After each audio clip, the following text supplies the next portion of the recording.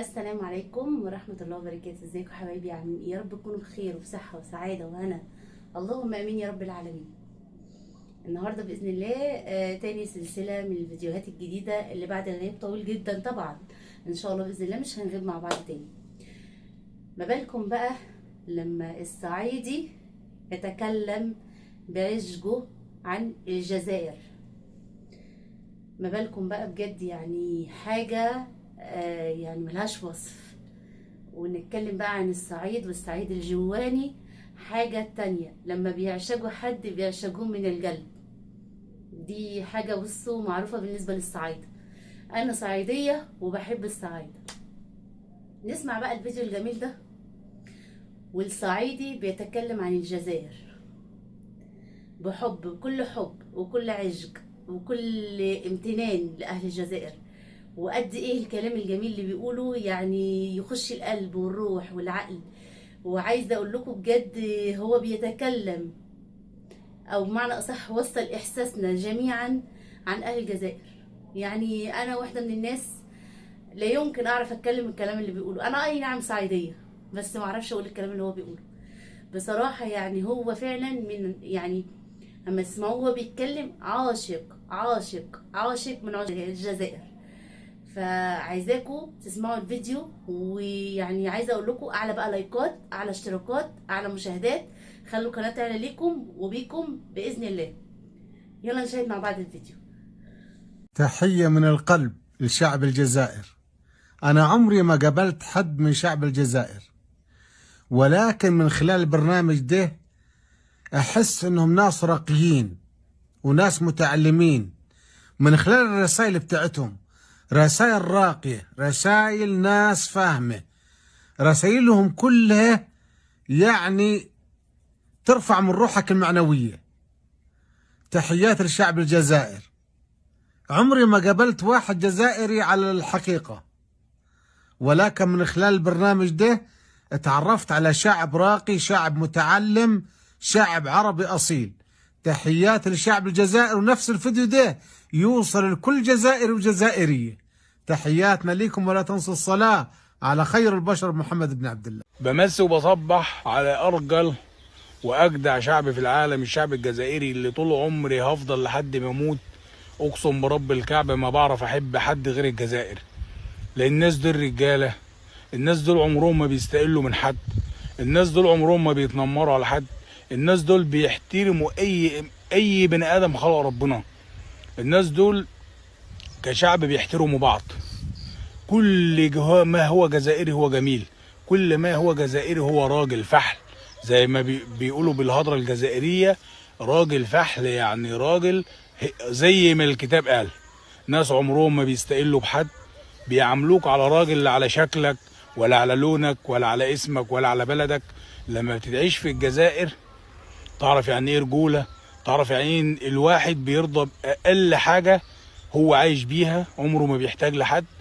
الجزائر طول عمره حر، والله لو ما يلقى الخبز ياكلها. طول عمر الجزائر حر وراجل، عمره ما يستقل بأي واحد يعيش معه. عمره ما بيتعامل معاك على انك مصري او سعودي او قطري او اي جنسية، وبيعاملك كأنك عربي وكأنك اخوه.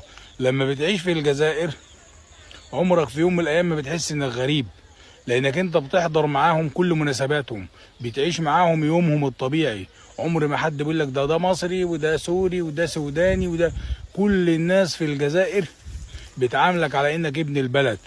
وكل ما هو من خارج الجزائر وعايش في ارض الجزائر ورب الكعبة بيعيش في مستشفيات الجزائريين، بيكشف معاهم، بيحضر افراحهم، بيحضر مناسباتهم. يا جماعة الجزائر دي دولة عظيمة، شعب ضحى بملايين من احسن ومن انظف البشر عشان يعيشوا احرار. عشان الناس دول اساسا ناس حرين، ناس طيبين، ناس كرمة. كل صفات الرجولة ورب الكعبة موجودة في الشعب الجزائري. حتى في عز ما كان في مشكلة بتاعت البالو عمرهم ما اتنمروا علينا. حصلت المشكلة والحمد لله ربنا فرجها، وبقينا اهل وحبايب اكتر من اول 100 مرة. فالجزائر دي عيش لا ينتهي. اخوكم صعيدي من ارض مصر، عاشق تراب الجزائر. انا من هنا في بلدنا اهو، في الصعيد اهو. انا كده في الغيط عندي في الارض، الحمد لله رب العالمين اهو. شوفوا الخضره بقى والدنيا اهو. الحمد لله رب العالمين. وبمسي وبصبح عليكم، وهفضل طول عمري احب واعشق شعب الجزائر، من اصغر شاب لاكبر واحد. كل الجزائر رجال. كل ما هو مكتوب في جزائري هو راجل، هو حر، هو شهم. تحيا الجزائر. 1 2 3 بفالارجليه. بحبكم بالزاف بالزاف بالزاف. والسلام عليكم ورحمة الله وبركاته من محافظة الفيوم، صعيد مصر يا رجالة. السلام عليكم ورحمة الله. عايزه اقول لكم برضه، حبيت ان انا انوه عن حته هنا جميله جدا. ايام ما كنت بعمل البث المباشر وكانوا حبايبنا الجزائريين بيحضروا معانا البث المباشر، لقيت الحب ده متبادل. يعني مش الصعايده بس اللي بيحبوا الجزائر، لا ده انا لقيت كمان الجزائريين بيحبوا الصعايده جدا. وسالوني في البث، قالوا لي انت صعيديه ولا ايه؟ قلت لهم ايوه انا فعلا صعيديه. عامه انا اي نعم صعيديه، بس لا اتولدت في سوهاج ولا اتربيت في سوهاج، بدليل ان انا لغتي عاديه جدا. حتى الصعيدي نفسه ما بعرفش اقوله بطلاقه. حاجات بسيطه جدا اللي ممكن نتعلمها من المشاهدات والتلفزيون عامه. تمام. فحبيت برضو انوه عن الحب المتبادل ما بين الجزائريين والصعايده. يعني بلاش نقول المصريين كلهم، بس هم فعلا عندهم عاطفه زياده بين الصعايده جدا. يعني لقيت ناس كتيره جدا في الكومنتات في البث المباشر، يعني الكل كان بيكلمني بيقولوا ان احنا الصعايده دول احنا بنعشقهم عشق، يعني بنحبهم. تمام. فاحنا هنا في الفيديو دوت بنشوف طبعا العشق المتبادل بين الجزائريين والصعايده والجزائريين. فيا رب دايما يفضل الحب ده في قلوبنا لبعض، ونفضل كده دايما بفيديوهاتكم الجميله دي، او فيديوهاتنا اللي بتوصل لكم، اللي بتوصل بصراحه من القلب للقلب. فنكمل مع بعض الفيديو، ويا رب يعجبكم وينال اعجابكم ان شاء الله. برحب كتير بالشعب الجزائري في مصر. كل ما الواحد يشوف حد جزائري في مصر نشيله على دماغنا الاول، ده نشيله على راسي، فاهمني؟ ده بالنسبه للشعب الجزائري. لكن عايز اقول يا ريت الجزائر كل الجزائريين يجوا مصر يقعدوا معاه والله. ويا ميت مرحبا بيك يا اخي في اهل مصر وشعب مصر. وانت راجل 100%، وانا اسيوطي صعيدي 100%. اي حاجه تعوزها من مصر احنا اخواتك والله. قال لا اله الا الله محمد رسول الله الكل نحبوها. مصري ولا عراقي ولا سوداني ما يهمنيش، علاش عنصريه. سؤالنا الاول، كيفاش جيت للجزائر؟ انت كيفاش كانت التجربه تاعك؟ احنا دخلنا للاسف في العشريه السوداء وما خفناش. الولد تاعي سنه 90 قام استاذ هنا يدرس في المدرسه المصريه في حضره، معروفه في بارادو، مدرسه مصريه في حضره. كان استاذ المفروض يقعد 4 سنين بس، مده السفاره بس 4 سنين ويروح. هو جابنا خلال ال4 سنين، كلنا حبينا البلد دي وارتبطنا بيها ارتباط جامد، لدرجه ان احنا تجوزنا منها وعشنا فيها ودرسنا فيها. والدي قال لي والله ما انا عاوز اسيب البلد دي. سمح. يعني ما تشعرش كامل بالغربه كي اللي راك في بلادك؟ اطلاقا. انا ولادي جزائريين، ولادي والمدام جزائريه، تانك استاذه هنا وتقري هنا، وان شاء الله نكمل حياتنا كلها هنا. بس طبعا ما نقطعش على مصر، يعني احنا مصريين جزائريين، حتى اولادي مصريين جزائريين، حتى مراتي طبعتها بقت جزائريه مصريه. مصري. ايه مصري. يعني شوف راجل محترم والله العظيم. علاش يا اخويا؟ ايش بيه؟ يا اخويا مثلا هذاك يشاهد، لو كان يشاهد يجي يخطبنا اختي نمدها له. كيفاش كان تفكيرك يعني تستقر هنا في الجزائر وتتزوج مرأة جزائرية رغم اختلاف تقاليد ولا البلدين ولا الشعبين؟ انا جيت هنا صغير، يعني صافي 16 في عمري 17 ديت الباك تاعي. لا 16 سنه ماشي صغير، مش تبع. جبت الباك تاعي من مصر وجيت لهنا. كنت مازال شغل لوجان شويه على هكذاك، وقريت هنا، حبيت هنا. بالك لربما عجبني في البلد في اول حاجه صراحه، يعني الكليمه. كانت سيزون مالغري تبدلت من 20 سنه، ما كانش بكري، كان الشتاء شاك جور. هذه شادور هكذا. نحب دائما الشتاء، نحب نقرا في البرد في الثلج والتبروري هذاك روعه. هذه من اهم اسباب.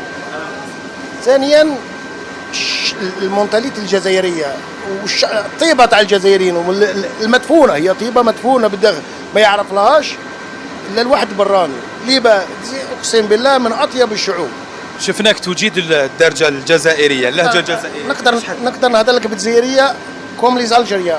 صافي قريب 30 سنه وانا 27 سنه وراني في الجيري، ليسونسي هنا، ماري هنا، سي نورمال. وعمر، وشنو هي الصعوبات اللي تقيتها بالك في البدايه، ولا مازال تشفى عليها، ولا كاش حاجه تشفى لها غادتك الحال، حسيت روحك غريب ولا حاجه هكذا؟ بون اولا جامي صبت صعوبات، بصح صبت ماشي صعوبات. بون صرا الضربه تاع دوميناف تاع ام درمان، الصحافه هنا واللي دخلوا هكذاك شغل دارت الفتنه، كلنا على بالنا بلا ما ندخلوا في التفاصيل تاعها.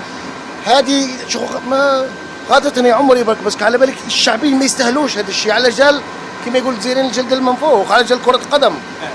نقدروا نقولوا المباراه خرجت عن اطارها الرياضي. انت نسيت شكون تاهل تاع ام درمان، نسينا وين تاهل، البرازيل، افريقيا دو سود، وين غانا، نسينا وشحال درتو تنسى.